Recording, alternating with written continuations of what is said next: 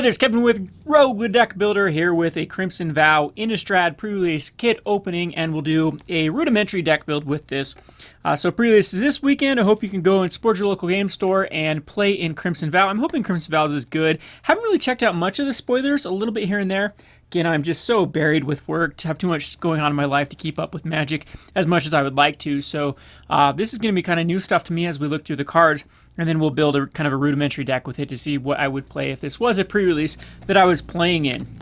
So I did enjoy Innistrad Midnight Hunt, and I thought it was a pretty good draft environment. My favorite draft environment in sealed environment in a long time has actually been AFR. I know a lot of people have criticized AFR.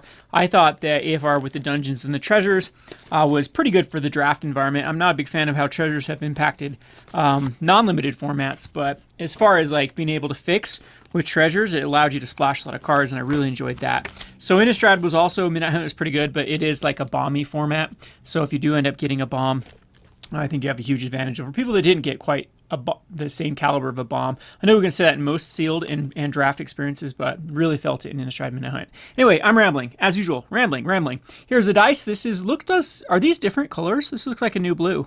This is the blue they had before. We'll have to check and see. I thought it was like a blue-green, so that's cool if it is like a unique dice with unique coloring. Let's go ahead and see what my promo is. So we get this little Crimson Vow invitation, huh? Woo. Garbage.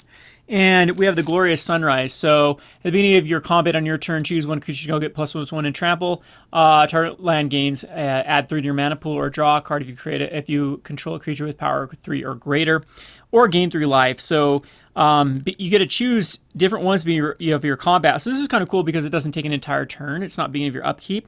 So you can play this on your main phase, and then you are good to go with the Glorious Sunrise. So this is pretty bomby if I'm in green, because +1/+1 trample is a way to get through, of course. Ramping, I mean, it basically nets you back 3 mana. So this basically costs 2 if you're looking to cast something on your second main phase. And then, of course, drawing a card is super good and limited. So this is a bomb. This is something I'm glad to have opened, as it is very impactful, especially in sealed. It'd be good in draft too, of course, if you were in green. So hopefully this does push us in green. We got our nice little divider here from the pre-release pack. Let's go ahead and open up the first pack from Crimson Vow and see what we get, and we'll go through the cards here. So we have a Flame Blessed Bolt. Deals 2 damage to target creature or planeswalker. For that creature or planeswalker would die. Excellent said. So this is just a strict upgrade to what? Pillars? No, it's not a strict upgrade to Pillars of Flame, but there was Magma Spray. Does that do 2 damage in exile? But it also can hit a planeswalker, so that's kind of cool with the Flame Blessed Bolt. We have Fear of Death. Enters battlefield, mill 2 cards, and then enchanted creature gets -X/-0, X number of cards in your graveyard. It's pretty good. I think this needs flash, though. I'm surprised this didn't have flash, so it does take an entire turn for this to be relevant, which might make it so it's not as good as you would expect. We have the Shield Breaker. Attacks, you may pay 1 if it does gain indestructible. That's actually a pretty powerful effect in limited, because it's going to be hard to stop a 4-power creature that then can have indestructible, and then it can keep pushing through damage. So not a bad card whatsoever. It does pair pretty good with Glorious Sunrise if we are in like a green-white Celestia shell. Reckless Impulse. Exile top 2 cards of your library until the end of your next turn you may play those cards. So it's 2 mana.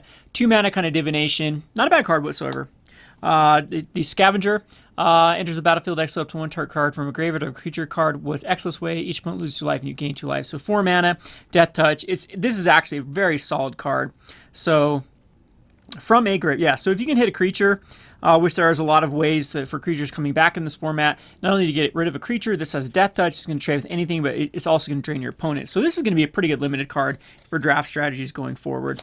We have the Flourishing Hunter, a 6/6. When it enters the battlefield, gain life equal to the greatest toughness among creature control. So this is now a bigger upgrade to some of these we've had every set that just gain 6 life or 4 life. So this one's going to at least gain 6. If you have something bigger, it could possibly even gain more. The Persistent Specimen, 1/1, return it from graveyard to the battlefield tapped, 1/1. This is a pretty good sack outlet that you can continue to sacrifice. And I believe this is a strict upgrade to the other one that just went to your hand. So Persistent Specimen, that should be a card that people are going to use in Commander from time to time. All right, so this one enters battlefield, you get a blood token, and blood tokens are, you can discard a card, sacrifice an artifact, and draw a card. So 3/3 that then allows you to kind of pitch a card or loot a card. Not a bad filler card. We have the Gluttonous Guest. Enters the battlefield, create a blood token. Again, kind of a little filler. Whenever you sacrifice a blood token, though, you do gain a life. So there's there. This pack wants to go into black. Lifelink, whenever another creature control dies, transform, and then it turns into a 4/3 lifelinker. So a 2/2 lifelinker and then to a 4/3. So not terrible. First uncommon is the Magma Plumbler. Enters the battlefield with X+1 counters. If damage would be dealt to Magma Pummeler, while it has a +1 counter, remove that many +1 counters. When one or more counters removed this way, it deals that much damage to any target. It's kind of cool. Kind of cool. The Lantern of the Lost. Enters the battlefield, exile a target card from a graveyard, and then you can exile all cards from all graveyards and then draw a card. 1 mana. This is actually super cool. Gets immediate effect when it comes into play, and then you get to exile cards from all graveyards and draw a card. So very similar to Relic. We have the Rending Flame. Deals 5 damage to start creature or planeswalker. If a permanent is a spirit, it also deals 2 damage to that permanent's controller. Very good. This is 5 damage for 3. That's pretty good. And it has a potential of actually doing damage. And we actually get our first mythic here. This has Medicine Haste. Whenever Arsonist attacks, it deals 1 damage to each of up to 1 target creature, up to 1 target player, and up to 1 target planeswalker. And then it actually flips into this to do 2 to each of those. So Medicine Haste on 2. This is a very powerful card. Yeah, very powerful. I like the Menace because it's harder to block, and it can actually ping down some blockers. So, yeah, at least a 1 toughness a blocker. We got the Mountain and a Spirit token. Might go a little bit quicker here. So this pack definitely wanted us to go red and black. Look at kind of the 1 blue, the 1 white, the 1 green, which kind of sucks because our promo is so powerful and it's in green and we didn't get any cards for it. We have the Serpentine Ambush, which just turns something into a 5/5. That's actually bigger than the 4/4s that we've had in other sets. We have the Griff Rider, which has training. Whenever it attacks with another creature with greater power, put a +1 counter on it. Pretty decent with a flying training because you probably will attack with something bigger. That's a pretty solid card. The Blood Betrayal is just the gain control of a creature and create a blood token. Cool. That's pretty sweet. Has a sideboard against, or if you have sack outlet type strategies. Return target online permanent to owner's hand, but if you cleave it, you return. Oh, so return target creature you control if you cleave permanent, not that permanent. But if you cleave it, you can actually hit one of your opponents. So yeah, it's pretty decent. It's okay. It's not a bad card for this format. We have the Blood Fountain. When enters the battlefield, create a blood token, and then you can sacrifice Blood Fountain to return up to 2 target creature cards from your graveyard to your hand. So you're getting a lot of value off of this, but it is a pretty high cost. So you probably want more synergy for this to work if you have stuff to work with sacrificing artifacts. Massive Might. Target creature is +2/+2 and gains trample. Pretty decent because we saw how powerful this one was in which format had the +2/+2 untap and trample for 1 more mana. This doesn't have the untapping, but a lot of times this pushes through a big creature. We have the Bloodcrazed Socialite. Enters the battlefield, create a blood token. And whenever Bloodcrazed Socialite attacks me, sacrifice a blood token, and then gets +2/+2. Got the Evolving Wilds. We got another Desperate Farmer. We have the Archghoul Thraben. When Thraben or another zombie you control dies, look at the top card of the library. If it's a zombie card, you may reveal it and put it in your hand. If you don't, you may put it in your graveyard. Pretty sweet. So it's very good in a zombie deck. So I have Exploit. Whenever it exploits a creature, you can put a creature on top or bottom of their library. So target creature's owner puts it on top of their library. So pretty sweet here for a 3/5. You can exploit itself if you really need to. Not a bad card. We have the Lamholt Raconteur.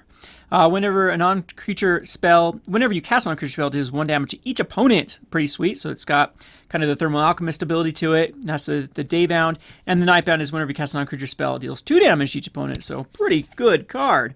We have the Path of Peril with the Cleave. So destroy all creatures with mana value 2 or less, or you can cleave it for 6 to just destroy all creatures. We have a Swamp, and we do have a foil with the Vilespawn Spider. The beginning of your upkeep, mill a card. Sacrifice Vilespawn Spider, create a 1/1 green and 6 creature token for each creature card in your graveyard. Activate only as a sorcery. So it's a 2/3 reacher. That has a bit of an upside later on. It actually works very well with our Glorious Sunrise to then, have a lot of creatures out and then give them trample. Unfortunately, our green and blue is still pretty low. Our green and white is very low.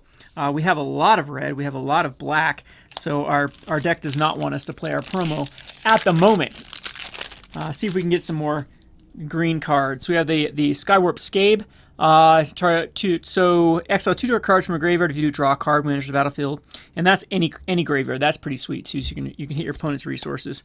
The Fierce Retribution, destroy an target attacking creature, but if you cleave it, just destroys a creature. That's actually pretty solid of a card. Very solid removal. Ancestral Anger, target creature gains trample in it plus X+0, where X is the number of cards named Ancestral Anger in your graveyard, but it's at least going to get +1/+0. And then draw a card. Pretty good cantrip with those, like a Spells Matter deck. Another Serpentine Ambush. We saw that one. We have an Undying Malice. When this creature dies, return to the battlefield, tap under its control with +1 counter. So this is just like the Undying one. This is existed before, right? This isn't a reprint. This is a rewording, I think, of cards that existed before. The Millipede. When it enters the battlefield, mill 3 cards, then put a +1 counter for each card in your graveyard. For each creature card in your graveyard, so it doesn't have to be milled there. Unfortunately, though, it's 5 mana cost for potentially big, no trample, no evasion. Not a big fan of this card. The Wedding Invitation. You draw a card when it enters the battlefield, and you can sacrifice it. Target creature can't be blocked this turn if it's vampire, it also gains lifelink. Not bad. Just the fact that it actually does draw you a card when it comes into play and can get a creature through is very playable in many different decks. Chill the Grave, cost 1 less if you control a zombie, tap a creature, doesn't untap, draw a card. Very, very solid tempo card. Extremely solid tempo card. Really liking blue and red so far. I know our black cards are pretty decent too, but really, really liking the blue and red. Ragged Recluse, at the beginning of your end step, if you discard a card, you transform, and then whenever it attacks, a defending player loses life and you gain life. So it's a 3/3 for 2 potentially. A lot of like discarding with the blood tokens, so this really works with blood tokens. Calling Infestation, mill 2 cards. Whenever one more creature cards are put in a graveyard from anywhere during your turn, create a 1/1. It only triggers once each turn though, and put a graveyard from anywhere during your turn. This card's kind of like, it's kind of yucky because it can only trigger once per turn for a 1/1. I get it, but yeah, I don't know. I don't know if I like it. Thirst for Discovery, draw 3 cards, then discard 2 cards unless you discard a basic land. This is a reprint, isn't it? That's pretty solid. Or was the other one that you could discard a land? We had the Brine Comer. Whenever it enters the battlefield or becomes a target of an Aura spell, create a 1/1 spirit creature token with flying. And then the Disturb, too bad this didn't exist last standard. When it enters the battlefield or is enchanted, you still create a 1/1. So it becomes an enchant creature. So cool. Then you actually get a 1/1 flying once it disturbs onto another creature. So hopefully you have a target when it dies and they can disturb onto something. And now we have another off color so far with we have the Lantern Flare. Deals X damage to our creature or planeswalker and you gain X life. X the number of creatures you control, or you can cleave it and then it just deals X damage to our creature or planeswalker. So yeah. So you can use the X in there. Creature or planeswalker, though. You can't hit a player with this, but still, it's not a bad card. It's definitely playable even if you're not earning the red. And then we have the Gruesome Guest, which creates a blood token. Whenever you sacrifice blood token, you gain a life again. And we got a Soldier token. So far this wants us to be all over the place. Hopefully these last 3 packs really solidify. I don't know if we're going to be able to go green even with these last 3 packs. We have like basically no green. Ward 2, it can't be blocked this turn, activate only if you've exiled a card. We have Cigar's Imprisonment. Creature can attack or block, and you can exile enchanted creature token and create a blood token. So at least you get some sort of value out of it later on with the kind of passives effect. The Ridge Wolf, as long as you control the wolf or werewolf, it gets +1/+0 and trample. Pretty solid for a 2/2 for 2, a bear. We have the Stitched Assistant. You exploit when Stitched Assistant exploits a creature, scry 1, then draw a card. Not bad for that skeleton that wants to die. Enchanted creature, it gets +2 as a vampire, otherwise it gets -2/-2. This is a pretty good solid removal spell to kill those wolves or whatnot, or buff up your own vampires. Nature's Embrace, enchanted creature gets +2/+2, as long as enchanted permanent is a creature. If enchanted permanent is a land, it has add 2 mana of your mana. So kind of cool. It's pretty versatile on where it goes. Pointed Discussion, you draw 2 cards, lose 2 life, and create a blood token for 2 mana. Sorcery Speed, though. The Honored Heirloom, you can add a color of any color to your mana pool and exile target card from a graveyard. So pretty good sideboard card to just eat graveyards away. Sporecrawler dies, draw a card. Pretty simple, straightforward. And then we have the Weaver of Blossoms. You can add any mana of any color to your mana pool, and then it turns into adding 2 mana. So pretty good little ramp card. Skull Scab, exploit whenever a creature you control exploits a non-token creature. Create a 2/2 black zombie creature token. It doesn't have decay either. Pretty sweet. Wash Away, counter target spell that wasn't cast from its owner's hand for 1, or just 3 mana counters a spell. So people have been talking about that might have an answer for the Epiphany now. We have another add 1 mana and put an Omen counter. At the beginning of your end step, if there are 3 or more, it transforms into the beginning of your pre-combat main phase, add 1 mana of any color. It turns into a 5/5. I actually like this card a lot because you're getting value up in ramping, and then it just doesn't die off later on, because a lot of these mana rocks, you just don't have anything to do with the mana after a while, and this actually turns into a 5/5, which isn't bad, and it still adds a mana. And we do get a Mythic here with Chandra, Dress to Kill. So it adds a mana, deals 1 damage to a target player, Planeswalker, for the +1. The exile top card of the library is red, you may cast it, and then if you exile top 5 cards, you may cast red spells from among them. Problem with this in limited is it's not the strongest when you have to play multicolored. So, I mean, it is pretty good. Hopefully it can protect itself, and then start doing the +1s to gain some value. I wish it allowed you to play a mountain off the top. The exile is going to miss a lot, so keep that in mind with the exile, but it's a 3 mana for 3. So it's not the best Planeswalker out there. It will be in like mono red, but again, you're still going to miss with like hitting mountains and other lands and stuff. So keep that in mind. We are heavy on red though, so we'll see. Right now, I mean, this is pretty straightforward. It wants us to go red-black just by the amount of cards. Another Griff Rider, strong card. Another Blood of the Betrayal. Another Alchemist Retrieval. The spirit has flash if you control spirit. When you cast this, tap up 2 target creatures you don't control, and enchanted creature gets +1/+2. So it's a nice little tempo card. Another Gift of Fangs, another Nature's Embrace. We have the Bramble Armor that comes in equipped, and then equip 4. The Militia Rallier, you untap when it attacks alone. Oh, can't attack alone, never mind. It's a 3/3 for 3, but can't attack alone. We have a Valderran Epicure. Enters the battlefield, it deals 1 damage to each opponent and create a blood token. So it actually comes in, does the damage, and creates a blood token. That is not bad. Not bad at all. We have the Wary Prisoner, 2/6 with Defender, but then it turns into the Jailbreaker, which is a 6/6. And we have the Blood Tithe Harvester, enters the battlefield, create a blood token, and then you can sacrifice a Harvester, target creature gets points X my next turn, where X is twice the number of blood tokens. So it's a 3/2 for 2. It can be removal later on. It's exactly what you kind of want out of a card like this. We're already in these colors. I'm pretty sure right now what we're going to do, which kind of sucks because we don't get to use our bomb. Another Vile Spawn Spider, though, and another Infestation Expert. So now these 2 cards are like, hey, we're really going to go wide and hopefully get your enchantment and be able to win that way. But so create a 1/1 insect token. It's a 3/4. And then whenever Werewolf enters the battlefield or attacks, you create 2 insect tokens. So it's pretty good. But unfortunately, yeah, I'm not sure how it's going to work. I mean, the blue-green looks okay with like this exploit strategy with the Glorious Sunrise. We have the Savior of Oldenburg. One of the cool things about pre-release is, though, I could build a blue-green deck and then also build a black-red deck, and you can kind of switch around them because you don't have any like list. You don't have to like submit a list, so it's super casual. So when going up against an opponent, you can be like, I'm going to play this one this time. All right, Savior of Olenbach. So 3 mana for a 1/2 with training. Whenever Olenbach trains, X up to 1 other target creature from the battlefield or creature card from a graveyard. And when it leaves the battlefield, put all the exiled cards onto the battlefield under their owner's control. X up to 1 other target creature from the battlefield or creature card in the graveyard. So you can hit your own from the graveyard, and then when it dies, you get a bunch of stuff back.